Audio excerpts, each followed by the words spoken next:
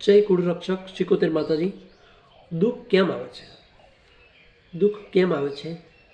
ભય કેમ લાગે છે? ભય કેમ આવે છે? કેમ ધીરજ રહેતી નથી?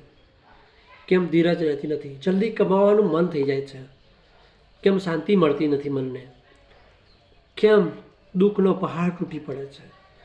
કેમ જીવનમાં કઈ રીતે તરી જવું, કઈ રીતે આગળ આવવું, કઈ રીતે જીવનની અંદર ખુશીઓનો ભંડાર ભરી દઉં, કઈ રીતે સાતે પેઢીને તારી દેવી, એ સાંભળવા માટે, એ જાણવા માટે માતાજીનું પ્રવચન દર રવિવારે આવશે। તો મિત્રો જોવાનું ભૂલતા નહીં।